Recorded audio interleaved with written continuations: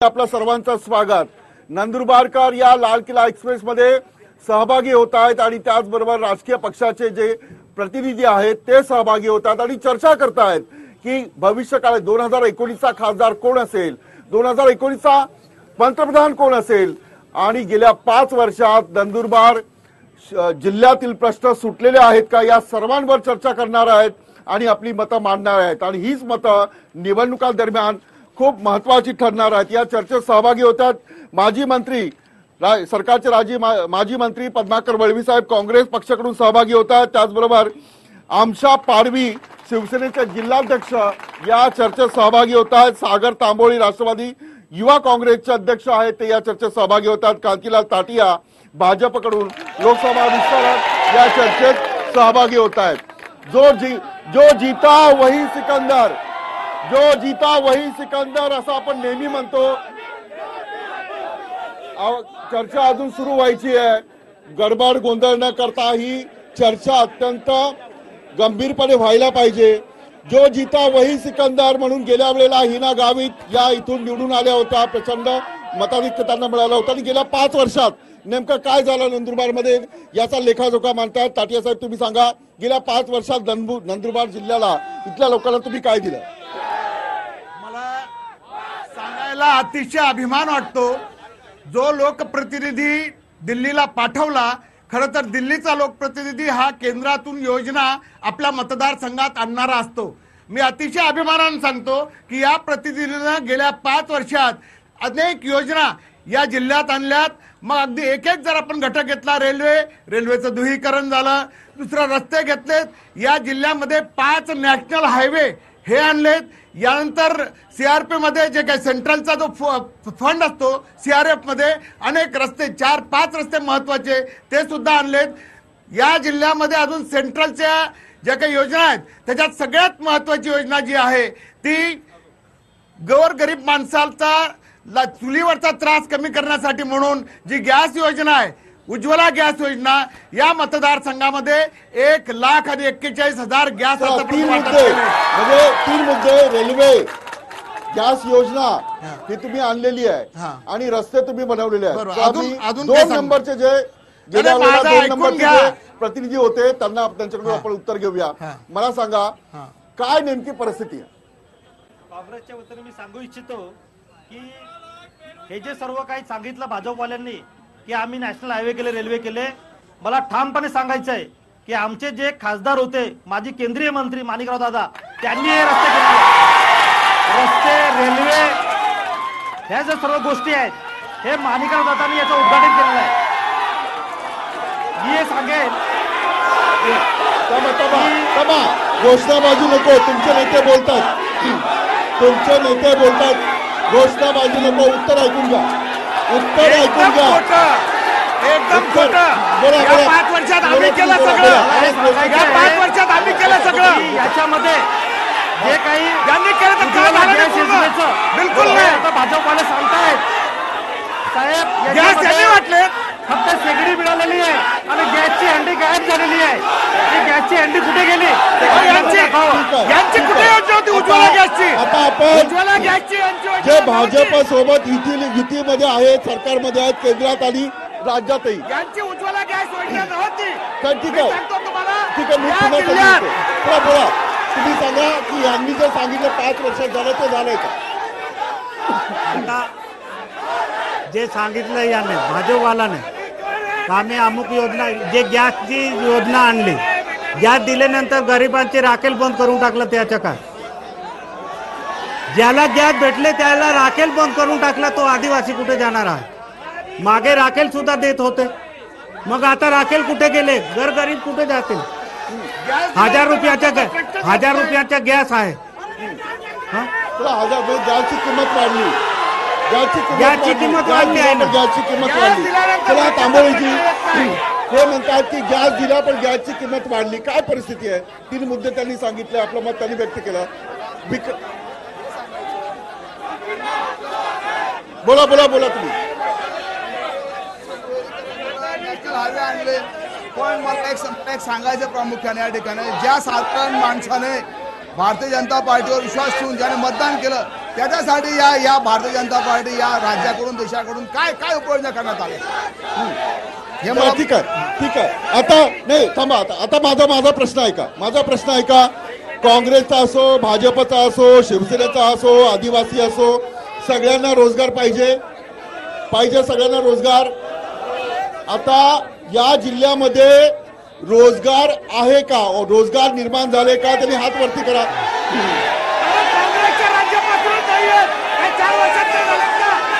नाही गेला ठीक आहे आता हा ठीक आहे थांबा तुमचे नेते बसलेत तुमचं ताट आता मला सांगा बसा तुम्ही बसा चला ठीक आहे इथे युवक कोण आहे युवक मला कुठल्याही पक्षाचा कार्यकर्ता नाहीये ठीक आहे मला सांग रोजगार नाही थांबा रोजगाराची काय अवस्था सर पहिली गोष्ट तर इंडस्ट्रियलायझेशन काहीच नाही इंडस्ट्रियलायझेशन नाही कॉलेजेस वगैरे गव्हर्नमेंटचं कॉलेज डिप्लोमा आता आलंय डिग्री कॉलेज आता मंजूर झालंय नंदुरबारमध्ये तरुणांसाठी काँग्रेस म्हणा का बीजेपी म्हणा कोणाचकडनं आम्हाला असं काही हे नाही आणि आम्ही येणाऱ्या काळात ती अपेक्षा करू जो आमचा खासदार आम्ही निवडून देऊ तो तरुणांसाठी काहीतरी करेल काँग्रेस आणि बीजेपी याच्यामध्ये ओढात आणि मध्ये तरुणांचं आयुष्य बऱ्याच प्रमाणात खराब पण होतो रोजगार निर्माण झाला नाही कुठल्याच पक्षाने केलेलं नाही काय कारण आहे म्हणजे काही प्रमाणामध्ये केलेले प्रयत्न त्यांनी पण नंदुरबारची ऍटमॉस्फिअर कंडिशन जिओग्राफिकल कंडिशन अशी असल्यामुळे इथे अजून सुद्धा रोजगार पाहिजे तेवढे उपलब्ध नाही काय रोजगार का निर्माण झाले पासून काँग्रेसची सरकार होती इकडे नंदुरबारमध्ये वसाहत अजूनपर्यंत झाली नाही जिल्हा झाला जिल्ह्यानंतर व्हायला पाहिजे होतं सगळे एक बॉडीचे जे लोक असते ते कामाला लागले असते रिकामे फिरले नसते आणि वातावरण बिघडलं नसतं नंदुरबारचं इथे स्थलांतर का होतं मला सांगा स्थलांतरित लोक आहेत काय प्रश्न आहे इथली फिजिकल कंडिशन असल्यामुळे आदिवासींना प्रॉपर रोजगार मिळत नाहीये त्यांना शेतीपूरक उद्योग मिळत नाहीये त्याच्यामुळे इथून स्थलांतरितांचं जास्त प्रमाण आहे ऊसतोड असेल किंवा गुजरातकडे जाणारा वर्ग असेल मागच्या सरकारच्या काळात MIDC भालेर येथे मंजूर झालेली तिचं काम 4 वर्षामध्ये अत्यंत शांतपणे म्हणजे स्लो पद्धतीने चाललेलं नाही पुढे जरूर झालं नाही रस्ते कसे आहेत तुमच्या समजा नंदुरबार मध्ये रस्ते कसे आहेत रस्त्यांची कंडिशन चांगली आहे शहरात चांगली आहे ग्रामीण भागामध्ये थोडीफार 19-20 आहे चला परंतु जो रोजगारांचा प्रश्न निर्माण व्हायला पाहिजे होते त्या संदर्भात रोजगार झाला नाही चला ठीक आहे अगदी थोडक्यात बोला हा मला सांगा रस्ते का झाले नाही थांबा हा इथल्या खासदारांना एक प्रश्न आहे आमचा जर त्यांनी रोजगार दिला असता तर आज सुरत भुसावळ पॅसेंजरवर हजारो आदिवासी महिला मुळ्या घेऊन या गावामध्ये येतात ते आदिवासी बनवतात परंतु आजही आदिवासींचा रोजगाराचा प्रश्न सुटलेला नाही रोजगार हमी योजना या ठिकाणी फेल झालेली आहे इथला तरुण औद्योगिकरण नसल्यामुळे या नंदुरबार शहरातला तरुण हा देशोधडीला लागला आहे स्थलांतर होत आहे आणि रोजगारही मिळत नाही अशा प्रकारची व्यथा आहे आपण जे 5 वर्ष खासदार होते केंद्र सरकार आहे त्यांच्याकडे उत्तर घेऊ आता तुमचे नेते उत्तर देतात आवाज नाही करायचा नेत्यांचं ऐकणार की नाही खाली बसा यांच्याकडून उत्तर घेऊ की तुम्ही देता चला ठीक आहे चला भाजपच्या वतीने हे उत्तर देतात बोला थांबा हा बोला रोजगार का झाला नाही लोक बेकार आहे 70% बेरोजगारी मी माणिक माडी नंदुरबार जिल्हा सरचिटणीस गेल्या 60 ते 70 वर्षापासून काँग्रेसने जे घडामोडी केलेली ते जाऊ द्या काँग्रेस 5 वर्ष तुम्ही बोलला तर मला रोजगार हे बघा हे तरुण आहेत इथे तरुण आहेत तर रोजगार झाला मी बोलतो ना हो हे सर्व एक मिनिट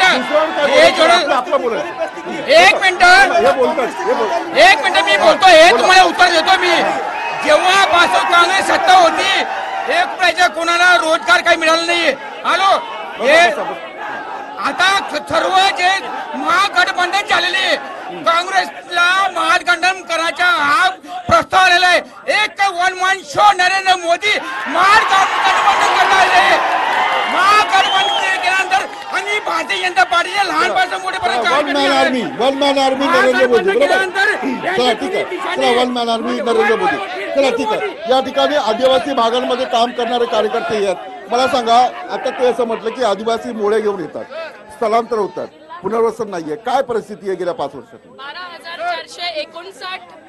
12,459 जवळपास कुटुंब संख्या आहे नंदुरबार जिल्ह्याची जी स्थलांतरित आहे जवळपास 49,000 बालकांना आदिवासींच्या मुलांसाठी असलेली अमृतहार योजना लागू होत नाही. इथे जवळपास 10,000च्या वर बालकं ही सॅम आणि मॅम मध्ये आढळून येतात. अशी सगळी परिस्थिती असताना खासदार कोण बनेल किंवा काय हा पुढचा प्रश्न आहे. पण पुनर्वसनाची, कुपोषणाची, रोजगाराची ही सगळीच परिस्थिती आदिवासींच्या पाड्यांमध्ये ही गंभीर आहे. आणि गेल्या खासदार या डॉक्टर आहेत आणि तरी सुद्धा इथली बरीचशी पदं ही रिक्त राहतात. आरोग्य सेवा या अजूनही व्यवस्थित चालत नाही.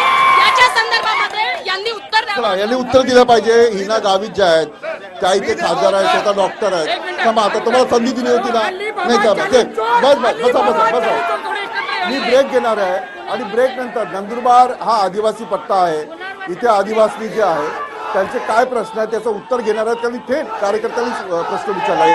भेटूया एका छोट्या ब्रेक नंतर. पुन्हा एकदा स्वागत. अत्यंत महत्वाची चर्चा ही आहे आणि या चर्चेमध्ये पुनर्वसनाचे प्रश्न सुटलेले नाही आहेत आदिवासींचे. ताटियाचा फोन जरा बाजूला ठेवा आणि जो प्रश्न विचारलाय त्याच्यावर उत्तर द्या आणि तुमच्या कार्यकर्त्यांना सांगा. आता हे उत्तर देतात, ऐका तुम्ही. गडबड करून खासदार निवडला जात नाही. कोण चांगलं आहे कोण वाईट आहे हे चर्चेतून कळतं. त्याच्यामुळे काँग्रेसवाल्यांनी गडबड करू नये, भाजपाने गडबड करू नये. मुद्दे ऐकून घ्या. तुम्ही देशाचा पंतप्रधान निवडणार आहे, खासदार निवडणार आहे, अशा घोषणाबाजी करून नाही होणार. ठीक आहे, उत्तर द्या मला. मी पद्माकर वळी यांच्याकडे. आवाज कमी. यांचं उत्तर शांतपणे ऐकून घ्या, नंतर मुद्दे खोडून काढा. मॅडमने 2 प्रश्न उपस्थित केलेत, कुपोषण आणि पुनर्वसन. बोला. कुपोषणाच्या संदर्भात मी अगदी स्वाभिमानाने सांगू शकतो, याआधी कधी नव्हतं एवढं पारदर्शक काम चालू आहे.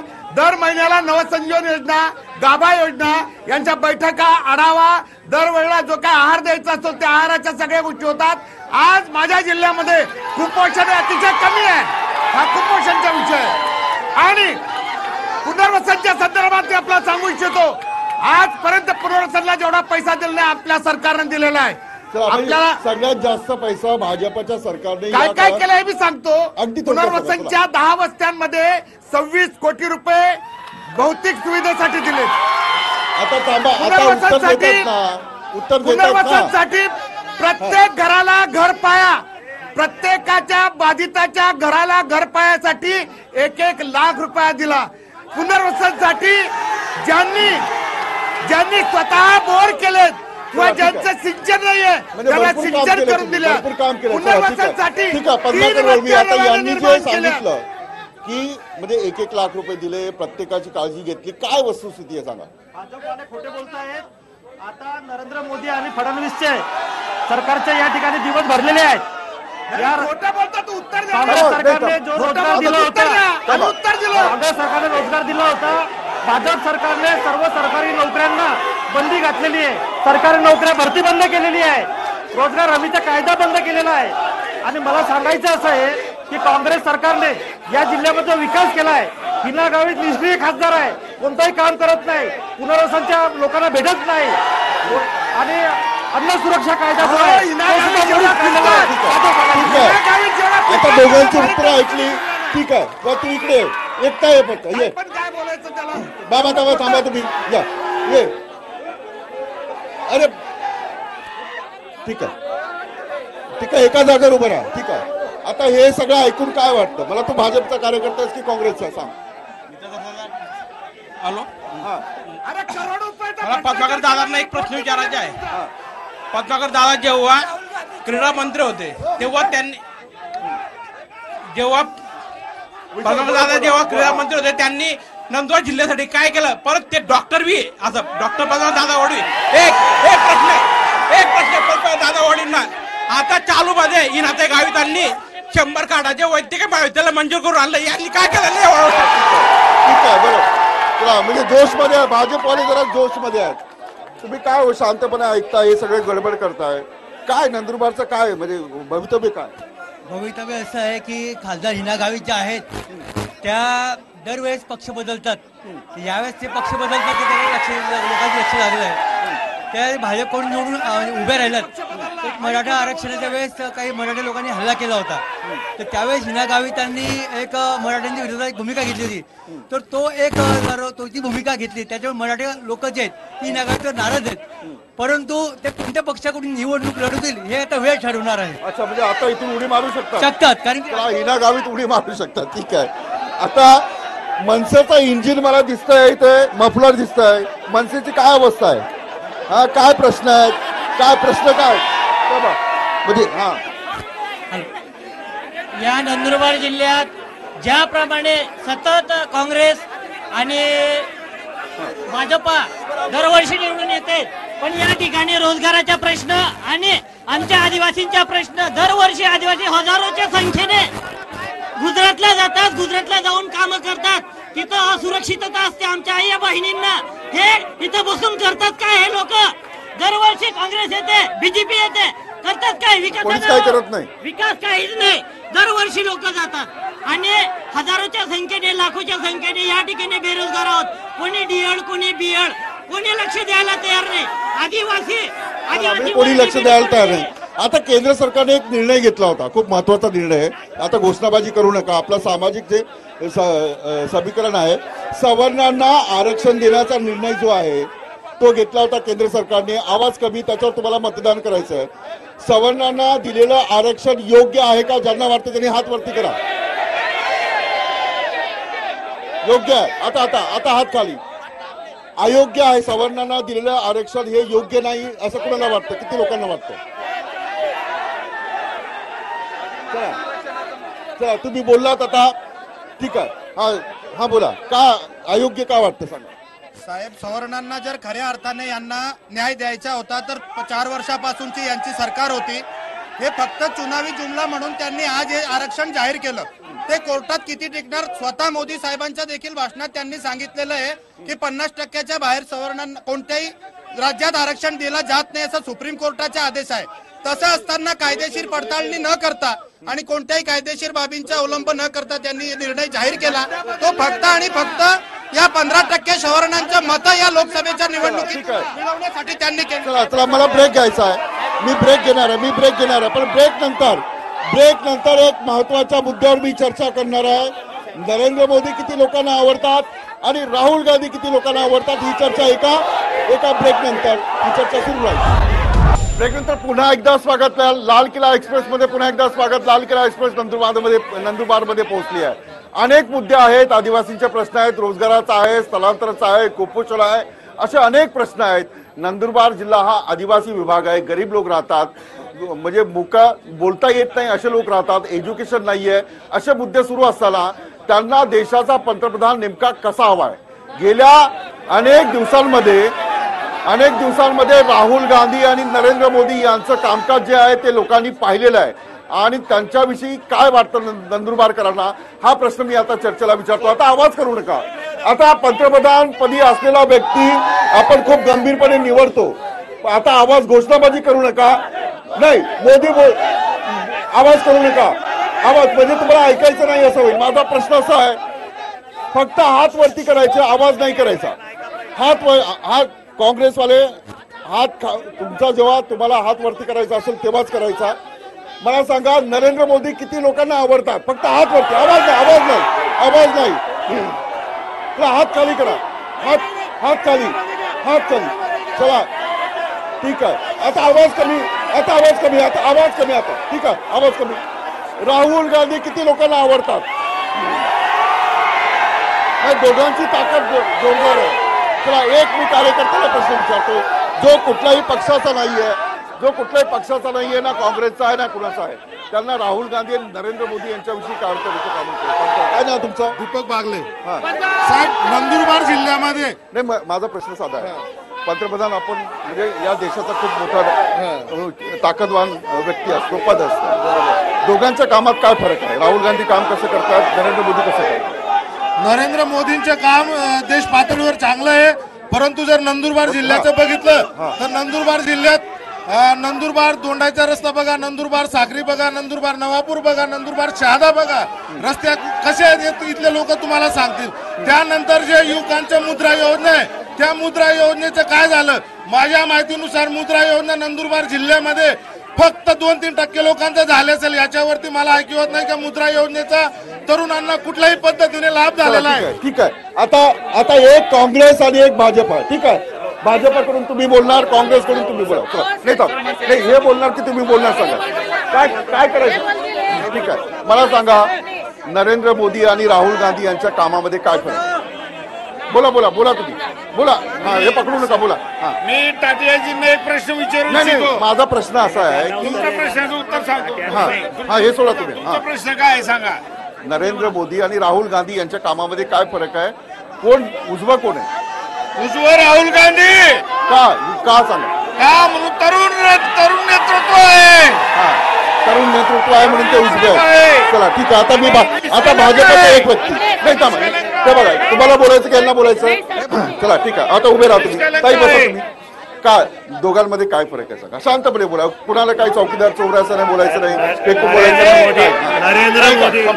नरेंद्र मोदींना मुख्यमंत्री म्हणून 12 वर्षाचा अनुभव होता. देशाचे पंतप्रधान झाल्यानंतर त्यांनी जो गुजरातचा विकास केला तो देशाचा विकास करतायत. आता यांनी जो प्रश्न मांडला की रस्ते हे मंजूर झालेले नॅशनल हायवेचे काम चालू आहेत म्हणून रस्त्याची खराबी यांना वाटते, पण प्रत्येक ठिकाणी प्रत्येक तालुका नंदुरबार, नवापूर, शहादा, तळोदा या ठिकाणी रस्त्याची कामं सुरू आहे. कारण रस्त्याची मंजुरी आता मिळालेली म्हणून मनसेला काय वाटतं? मनसेला काय वाटतं?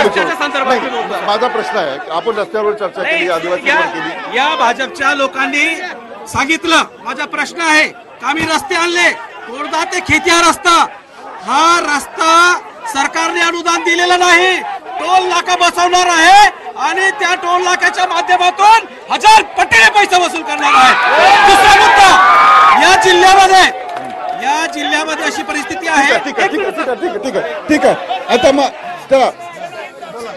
चला ठीक आहे. मला मी शिवसेनेच्या यांनी जे म्हटलंय की रस्ता जो आहे तो टोल नाका बनवून आणलेला आहे, यांनी काय आणलं नाही, काय वस्तुस्थिती आहे?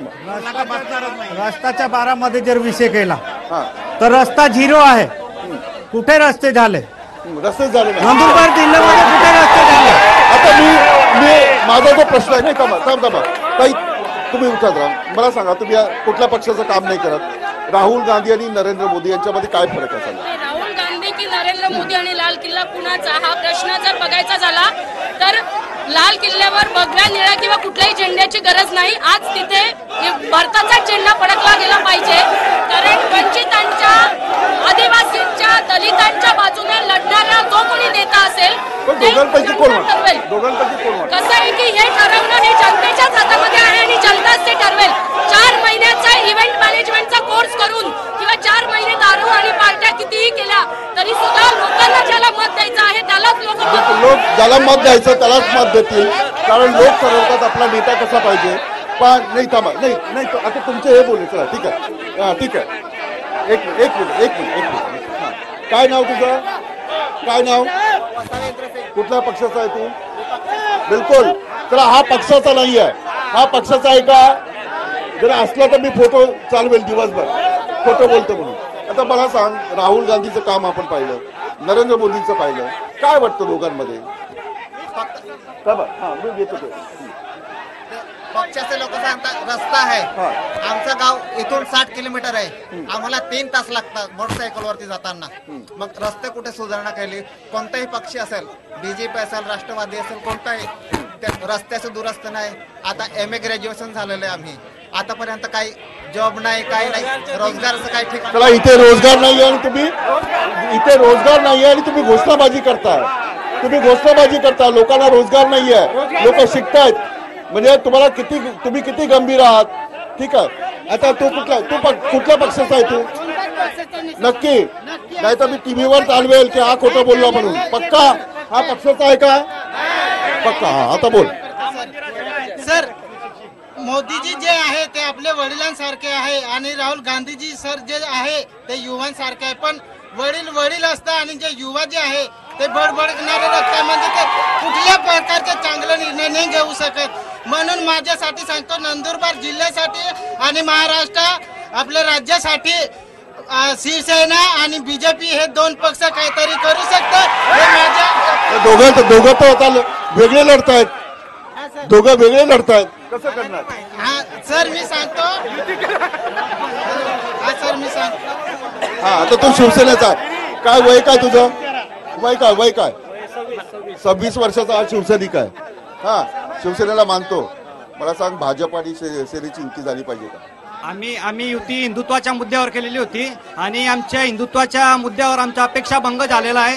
राम मंदिराचा विषय काय झाला? आम्हाला आश्वासन दिलं होते राम मंदिराचा विषय की राम मंदिर आम्ही बनवू, परंतु आम्हाला विकासाची काय तोडायची युती तोडायची आता नक्की आमच्या हिंदुत्वाच्या अपेक्षा भंग झालेला आहे. तर काय त्या तुम्ही कुठल्या पक्षाच्या? नक्की दिवसभर मी चालवेल टीव्हीवर. नाही थांबा, काय बोलायचं? हे सगळं बघताय, घोषणाबाजी करतात, हे घोषणाबाजी करतात, त्यांना काय पडलं नाही, काय बोलायचं? शिक्षक आहे. शिक्षक आहे, बोला. शिक्षक आहेत, बोला. माध्यमिक शिक्षक आहे. मोदीजींमुळे मी एक मोठा शास्त्रज्ञ आहे एवढं सांगू शकतो. मोदीजींमुळे मोठा शास्त्रज्ञ मी कोणाला सांगत नाही, मी फक्त माझ्याजवळ येते. आणि एक ठीक आहे, हे मोठे शास्त्रज्ञ आहेत. चला ठीक आहे, हरकत नाही. ठीक आहे. आता कुठल्या पक्षाचा आहे? नक्की नाही, कुठल्या पक्षाचा आहे तू? नक्की पक्का. मगाशी आपण बोलले की राहुल गांधी आणि नरेंद्र मोदींमध्ये काय साम्य येते. मला फक्त एकच म्हणायचं आहे की आपण 4 वर्ष दिलेले आहेत, तर 4 वर्षात एवढा विकास होऊ शकत नाही. त्याच्यामुळे आपण नक्कीच त्यांना पुढे चान्स द्यायला पाहिजे की जेणेकरून जे युवकांचे प्रश्न आहेत ते पुढे साथ द्यायला पाहिजे. आता ठीक आहे, लोकांशी बोललो आपण, आता आपण नेत्यांशी बोलू. नाही ठीक आहे, आता मला सांगा. नाही थांबा, राष्ट्रवादी नाही, आता हे बोलू. ठीक आहे, आता मला सांगा, नरेंद्र मोदी आणि राहुल गांधी यांच्या कामात काय फरक आहे? आपण नेत्यांना विचारलं होतं, लोकांना विचारलं होतं, अगदी थोडक्यात सांगा. बोला तुम्ही. नरेंद्र मोदी फक्त घोषणांच्या पाऊच नुसत्या कागदावरच घोषणा, नुसत्या भाषणाच्या घोषणा होतात, पण त्या अंमलबजावणी कुठली होत नाही. या 5 वर्षात तरी आम्ही कुठं बघितलं नाही. आता बघू, ह्या मागच्या सरकारने पण केलं, बायको म्हणून बांधा आणत नाही म्हणून आम्ही दुसरी बायको आणली, पण तेच झालं. चला ठीक आहे. तात्या साहेब, तुमचं काय युतीसाठी किती वारंवार आहे ना म्हणता युती करायची, काय वाटतं तुम्हाला? ग्रामीण भागात काय वाटतं की युती झाली पाहिजे का? युती अशी आहे की दोघांकडनं होणार. त्यांची इच्छा असेल तर आम्ही तर तयारच आहे, पण त्यांची इच्छा नसेल तर आम्ही काय इच्छा नाही? काय इच्छा नाही तुमची? काय केलं या लोकांनी? युती आम्ही सरकारमध्ये जरी असेल, पण आजपर्यंत युतीसारखा काय झाले नाही. या नंदुरबार जिल्ह्यामध्ये कुठे युती आहे? काय आहे? मला शिवसैनिक कोण आहे? शिवसैनिक कोण आहे? नाही बसा, खाली बसा. चला ठीक आहे, खाली बसा. शिवसैनिक किती लोक आहेत? शिवसैनिक युती झाली पाहिजे असं वाटतं तुम्हाला? भाजपवाल्यांना भाजपवाल्यांना युती झाली असेल. ठीक आहे, तुम्ही भाजपचा मला सांगा, सेना आणि भाजप तुम्ही 4 वर्ष सरकार केलं, 4 वर्ष तुम्ही सरकारमध्ये होता, शिवसेनेवाले एवढे नाराज काय? शिवसेनेचे लोक नाराज काय? विकास कामासाठी दोघं एकत्र आले होते. विकास कामासाठी दोघं एकत्र आले होते. देशाची दशा जे काँग्रेसच्या लोकांनी केली होती, 60 वर्षामध्ये जी दशा झाली होती, ती 5 वर्षामध्ये एवढा कचरा आम्ही साफ करू शकत नाही. आणि या कचऱ्यासाठी आम्ही त्यांना सोबत घेतलं विकासासाठी. विकास कामं करताना मोदी साहेबांना अडचणी जाणण्याचं काम हे शिवसेना करत आहे. पण आमची या पुढे पण युती होणार आहे. लोकसभेला पण शिवसेना आमच्या बरोबर आहे. भ्रष्टाचाराची आदत पडलेली आहे म्हणून कुणाला भ्रष्टाचाराची आदत. माझा प्रश्न असा आहे, माझा प्रश्न सेनेबरोबर युती झाली पाहिजे का असं तुम्हाला वाटतं?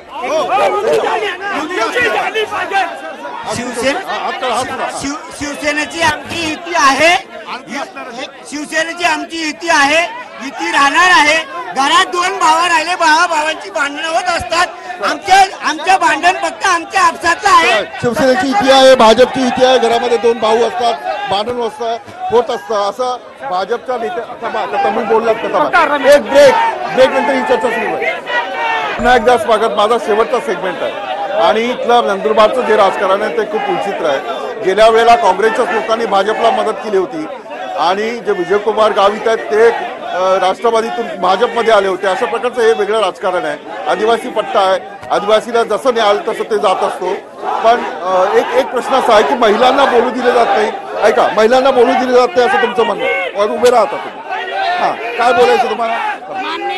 मान्य नरेंद्र मोदींनी बेटी बचाव बेटी पढाव हा प्रोजेक्ट आणला आणि संपूर्ण देशामध्ये मुलींचा जन्मदर वाढला. त्याच्यासाठी आमचा जिल्हा अव्वल आहे. आमच्या जिल्ह्यामध्ये 1000 पुरुषांच्या मागे 1000च्या वर मुली आजही आहेत आणि जे डॉक्टर लोक तपासतात. कुपोषण झालं हे तर म्हणतात, कुपोषण भरपूर आहे, त्याचा दर जास्त आहे. कुपोषणाबद्दल बोलते. प्रधानमंत्रींनी एक योजना अशी आणली की ती महिला गरोदर असल्यापासून तर बाळ जन्माला येईपर्यंत, बाळाचं पहिलं लसीकरण होईपर्यंत प्रधानमंत्री मातृवंदना योजना त्यांनी आणली. प्रधानमंत्री सुरक्षा योजना आणली महिलांसाठी आणि मुलींसाठी. त्यांनी 102. चला ठीक आहे. आता मी वळवी यांच्याकडे जातो. गेल्या वेळेला काँग्रेसच्याच लोकांनी भाजपला मदत केली होती. यावेळेला काय होणार आहे?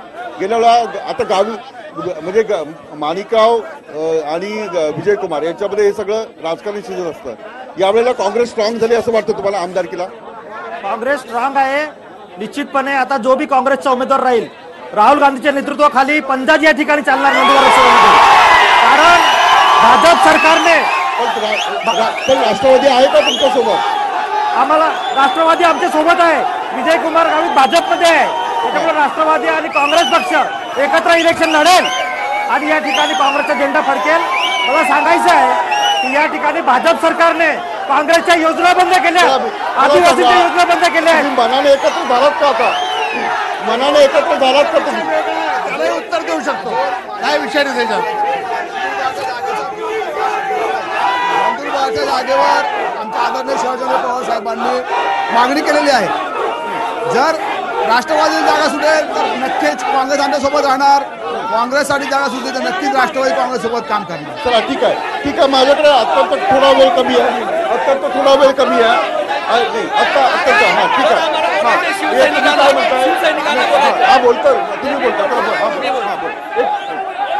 पहले मंदिर फिर सरकार. कारण है की जो हिंदुत्वावर आम्ही त्यांना मतं दिली परंतु प्रवीणजी तोगडिया सारख्यांना तुरुंगात टाकण्याला मारणार सरकार म्हणजे हिंदू विरोधी सरकार आहे. म्हणून आम्हाला या देशाला एक चांगला प्रधानमंत्री पाहिजे जो भारताची धरोहर आणि हिंदुत्वाची संस्कृती करेल.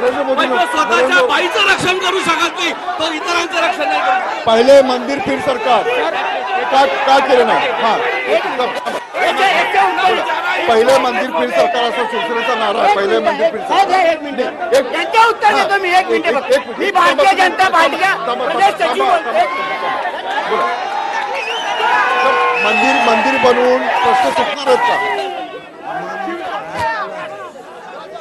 मंदिर मस्जिदपेक्षा विकासाला जास्त महत्व द्यायला पाहिजे. आणि या देशामध्ये या नंदुरबार जिल्ह्यामध्ये शिक्षणाचं अत्यंत प्रमाण कमी आहे. शिक्षणाचा दर्जा अत्यंत कमी आहे. तो वाढवायला पाहिजे. आमच्या खासदाराचं त्यांनी लक्ष द्यायला पाहिजे हे आमची इच्छा आहे. म्हणजे विकास पहिला झाला पाहिजे आणि मंदिराचं नंतर. जेवढा विकास मोदी साहेबांनी 4.5 वर्षात केलाय हे रोजगारच्या विषय करता 60 वर्षात यांनी काय रोजगार दिला आणि रोजगारची समस्या का उपलब्ध आहे हे उत्तर यांनी काँग्रेसवाल्यांनी पक्ष कुठलाही असो पण कामं जे सगळ्या प्रकारे व्हायला पाहिजे ते व्हायला पाहिजे. आतापर्यंत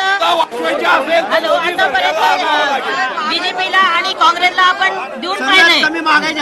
आता पुढे चेहरा बदलला गेला पाहिजे. नवीन कोणाला तरी आणलं पाहिजे. नवीन व्यक्त करतात. मी कार्यक्रम इथे थांबवतो. हा सगळा ही जी सगळी चर्चा आहे ही नंदुरबार नेमकं